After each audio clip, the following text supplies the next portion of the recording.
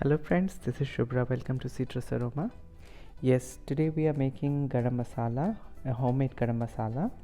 It's better than the one we buy from the store, and you can use it in any Indian veg or non-veg curries, and you can store it in a glass container for months.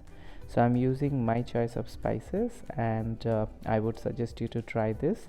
It's the best. So I'm using some tips and tricks which will make it easy when you make it at home. So let's get started. We'll start with dry roasting the large spices like cinnamon, bay leaves, and black cardamom.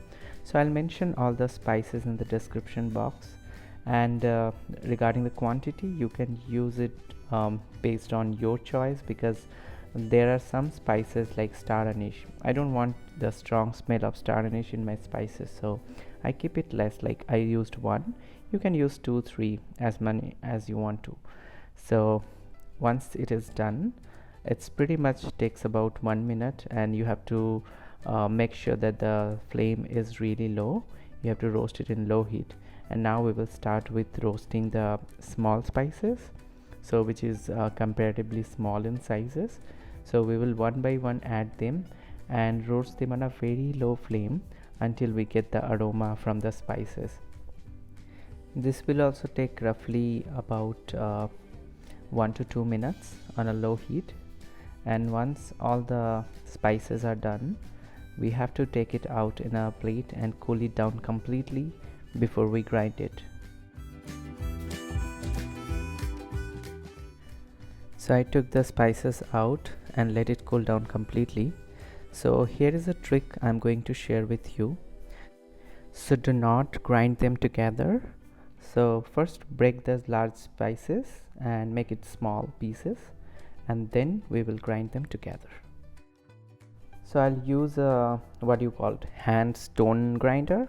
I don't know what it is called exactly, but I have it in my kitchen, so I'm using it. You can use any other tool which is available in your kitchen, and break them into small pieces, and use a scissor and cut the bay leaves. It will be easy because you can't break them. Now all these spices will go to your grinding jar for grinding.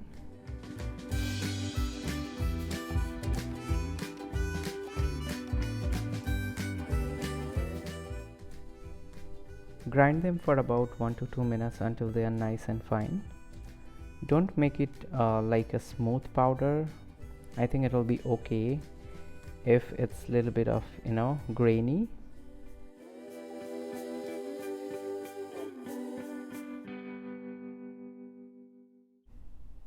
I didn't have whole nutmeg, so I'm using 1.5 teaspoon nutmeg powder, which was available in my kitchen. If you have whole nutmeg, then use 2 nutmegs. That's it. And it's ready, so you can store it in a glass container for months. And as I said before, you can use it in any veg or non-veg Indian curry, and trust me, it is very aromatic. If you like this video, please give it a thumbs up, and don't forget to subscribe to my channel. If you have any comment, feel free to comment on my video.